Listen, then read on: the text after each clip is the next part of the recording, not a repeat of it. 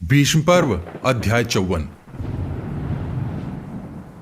भीमसेन ने बहुत से प्रासों, विचित्र यंत्रों और चमकीले शस्त्रों से वहां की भूमि को पाट दिया, जिससे वह चितकबरे पुष्पों से आच्छादित से प्रतीत होने लगी। महाबली पांडुनंदन भीम उछलकर कितने ही रथियों के पास पहुंच जाते और उन्हें पकड़कर ध्वजों सहित तलवार से काट गिराते थे। वे बार बार उछलते, संपूर्ण दिशाओं में दौड़ते और युद्ध में विचित्र पैंतरे दिखाते हुए रणभूमि में विचरते थे। यशस्वी भीमसेन का यह पराक्रम देखकर लोगों को बड़ा आश्चर्य होता था। उन्होंने कितने ही योद्धाओं को पैरों से कुचलकर मार डाला, कितनों को ऊपर उछालकर पटक दिया, कितनों को तलवार से काट दिया। दूसरे कितने ही योद्धाओं को अपनी भीषण गर्जना से डरा दिया और कितनों को अपने महान वेग से पृथ्वी पर दे मारा। दूसरे बहुत से योद्धा इन्हें देखते ही भय के मारे निष्प्राण हो गए। इस प्रकार मारी जाने पर भी वेगशाली कलिंग वीरों की उस विशाल वाहिनी ने रण क्षेत्र में भीष्म की रक्षा के लिए उन्हें चारों ओर से घेरकर पुनः भीमसेन पर धावा किया। हे भरत श्रेष्ठ, कलिंग सेना के अग्रभाग में राजा श्रुतायु को देखकर भीमसेन उनका सामना करने के लिए आगे बढ़े। उन्हें आते देख अमेय आत्मबल से संपन्न कलिंगराज श्रुतायु ने भीमसेन की छाती में 2 बाण मारे। कलिंगराज के बाणों से आहत हो भीमसेन अंकुश की मार खाए हुए हाथी के समान क्रोध से जल उठे, मानो घी की आहुति पाकर आग प्रज्वलित हो उठी हो। इसी प्रकार भीमसेन के सारथी अशोक ने एक स्वर्ण भूषित रथ लेकर उसे भीम के पास पहुंचाकर उन्हें भी रथ से संपन्न कर दिया। शत्रुसूदन कुंती कुमार भीम तुरंत ही उस रथ पर आरूढ़ हो कलिंगराज की ओर दौड़े और बोले, अरे खड़ा रहे, खड़ा रहे। तब बलवान श्रुतायु ने कुपित हो अपने हाथ की फुर्ती दिखाते हुए बहुत से पैने बाण भीमसेन पर चलाए। हे महाराज, महामना कलिंगराज के द्वारा श्रेष्ठ धनुष से छोड़े हुए 9 तीखे बाणों से घायल हो भीमसेन डंडे की चोट खाए हुए सर्प की भांति अत्यंत कुपित हो उठे। बलवानों में श्रेष्ठ कुंती पुत्र भीम ने क्रुद्ध हो अपने सुदृढ़ धनुष को बलपूर्वक खींचकर लोहे के 7 बाणों द्वारा कलिंगराज श्रुतायु को घायल कर दिया। तत्पश्चात 2 शूर नामक बाणों से कलिंगराज के चक्र रक्षक महाबली सत्यदेव तथा सत्य को यमलोक पहुंचा दिया। इसके बाद अमेय आत्मबल से संपन्न भीम ने 3 तीखे नाराचों द्वारा रण क्षेत्र में केतुमान को मारकर उसे यमलोक भेज दिया। तब कलिंग देशीय समस्त क्षत्रियों ने कई हजार सैनिकों के साथ आकर युद्ध के लिए उद्यत हो अमर्षशील भीमसेन को आगे बढ़ने से रोक दिया। हे राजन, उस समय कलिंग योद्धा भीमसेन पर शक्ति, गदा, खड़ग, तोमर, दृष्टि तथा फरसों की वर्षा करने लगे। वहां होती हुई उस भयंकर शस्त्र वर्षा को रोककर महाबली भीमसेन हाथ में गदा ले बड़े वेग से कलिंग सेना में घुस गए। उस सेना में घुसकर शत्रुमर्दन भीम ने पहले 700 वीरों को यमलोक पहुंचाया, फिर 2000 कलिंगों को मृत्युलोक भेज दिया। वहां होने वाली यह अद्भुत सी घटना थी। इस प्रकार भीमसेन ने महारथी भीष्म की ओर देखते हुए कलिंगों की सेना को बार बार समर भूमि में शीघ्रता पूर्वक विदीर्ण किया। उस रणभूमि में पांडुनंदन भीम के द्वारा सवारों के मार दिए जाने पर बहुत से मतवाले हाथी वायु के थपेड़े खाते हुए बादलों के समान कौरव सेना में इधर उधर भागते तथा अपने ही सैनिकों को कुचलते हुए बाणों की वर्षा से व्याकुल हो चीत्कार करने लगे। तदनंतर महाबली महाबाहु भीमसेन खड़ग हाथ में लिए हुए अत्यंत प्रसन्न हो बड़े जोर से शंख बजाने लगे। हे परंतप, उस शंखनाद के द्वारा उन्होंने संपूर्ण कलिंगों के हृदय में कंपन मचा दिया और उन सब पर बड़ा भारी मोह छा गया।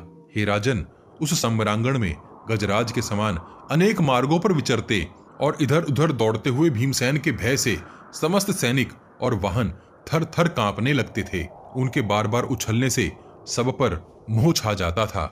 जैसे महान तालाब किसी ग्राह के द्वारा मथित होने पर शुद्ध हो उठता है, उसी प्रकार वह सारी सेना भीमसेन के द्वारा बेरोकटोक मथे जाने पर भय से संत्रस्त हो कांपने लगी। अद्युत कर्मा भीमसेन के द्वारा भयभीत कर दिए जाने पर कलिंग देश के समस्त योद्धा जब दल बनाकर भागने और भाग भागकर पुनः लौटने लगे, तब पांडव सेनापति द्रुपद कुमार धृष्टद्युम्न ने अपने समस्त सैनिकों से कहा, हे वीरों, उत्साह के साथ युद्ध करो।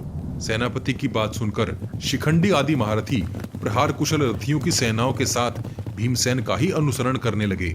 तत्पश्चात पांडुनंदन धर्मराज युधिष्ठिर मेघों की घटा के समान हाथियों की विशाल सेना साथ लिए पीछे से आकर उन सबकी सहायता करने लगे। इस प्रकार द्रुपद पुत्र धृष्टद्युम्न ने अपनी सारी सेनाओं को युद्ध के लिए एकत्रित करके श्रेष्ठ पुरुषों के साथ भीमसेन के पृष्ठभाग की रक्षा का कार्य हाथ में लिया। इस जगत में पांचाल राज धृष्टद्युम्न के लिए भीम और सात्विकी को छोड़कर दूसरा कोई ऐसा पुरुष नहीं था जो प्राणों से भी बढ़कर हो। शत्रुवीरों का नाश करने वाले वैरी विनाशक द्रुपद कुमार धृष्टद्युम्न ने महाबाहु भीमसेन को कलिंगों की सेना में विचरते देखा। हे राजन, उन्हें देखते ही परंतप धृष्टद्युम्न के हृदय में हर्ष की सीमा न रही। वे बारंबार गर्जना करने लगे। उन्होंने समरांगण में शंख बजाया और सिंहनाद किया। कबूतर के समान रंग वाले अश्व जिनके रथ में जोते जाते हैं, उन धृष्टद्युम्न के स्वर्ण भूषित रथ में कचनार वृक्ष के चिन्ह से युक्त ध्वजा फहराती देख भीमसेन को बड़ा आश्वासन मिला। कलिंगों ने भीमसेन पर धावा किया। यह देखकर अनंत आत्मबल से संपन्न धृष्टद्युम्न भीमसेन की रक्षा के लिए युद्ध स्थल में उनके पास आ पहुंचे। उस समर भूमि में मनस्वी वीर धृष्टद्युम्न और भीमसेन ने सात्विकी को भी दूर से आते देखा। अतः वे और अधिक उत्साह से संपन्न हो कलिंगों से युद्ध करने लगे। विजयी वीरों में श्रेष्ठ पुरुष प्रवर सात्विकी ने बड़े वेग से वहां पहुंचकर भीमसेन और धृष्टद्युम्न के पृष्ठभाग की रक्षा का कार्य संभाला। उन्होंने धनुष हाथ में लेकर भयंकर पराक्रम प्रकट करने के पश्चात अपने रौद्र रूप का आश्रय ले कलिंग सेना की ओर भयंकर दृष्टिपात किया। भीमसेन ने वहां रक्त की एक भयंकर नदी प्रकट कर दी। उसमें मांस और रक्त की ही कीच थी। हे राजन, भीमसेन के उस रूप को देखकर आपके सैनिक पुकार पुकार कर कहने लगे, यह साक्षात काल ही भीमसेन के रूप में प्रकट होकर कलिंगों के साथ युद्ध कर रहा है।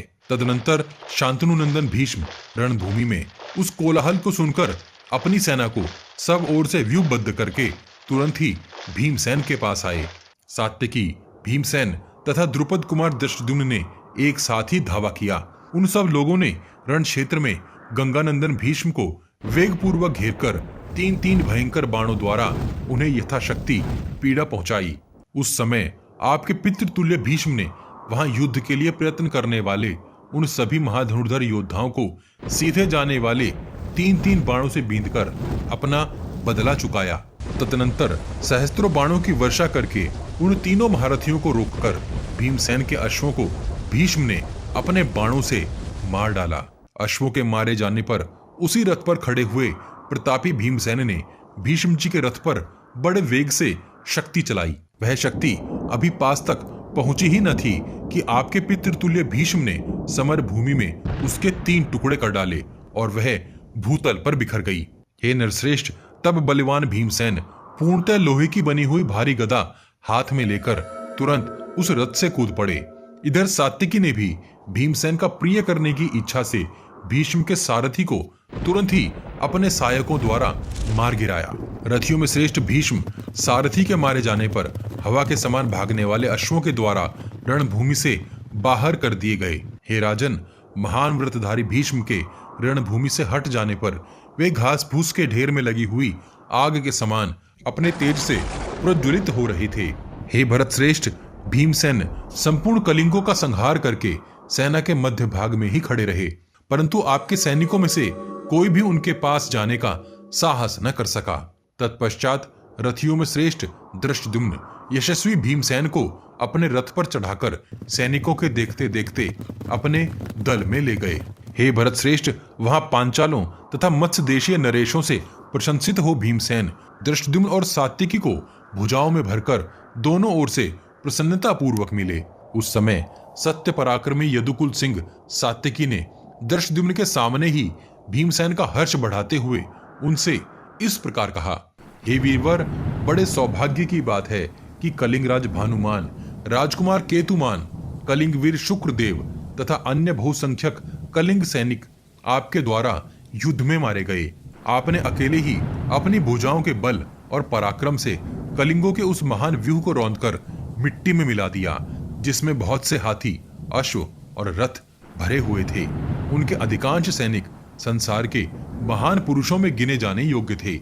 ऐसा कहकर बड़ी भुजाओं वाले सात्विकी अपने रथ से कूदकर भीमसेन के रथ पर जा चढ़े और उनको हृदय से लगा लिया।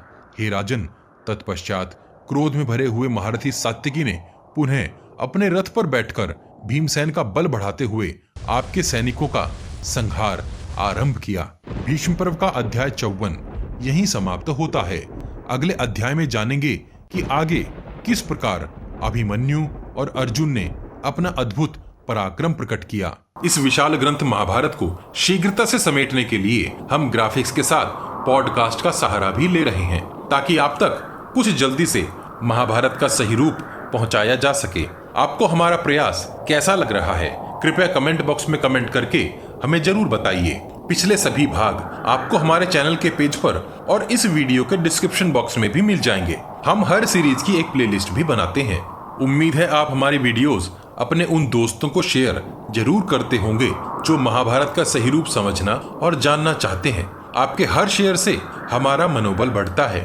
अपने प्रियजनों तक यह ज्ञान पहुंचाने के लिए वॉच गॉड चैनल को सब्सक्राइब और शेयर करना मत भूलिए। सब्सक्राइब बटन के बगल में बनी छोटी सी घंटी भी बजा दीजिए।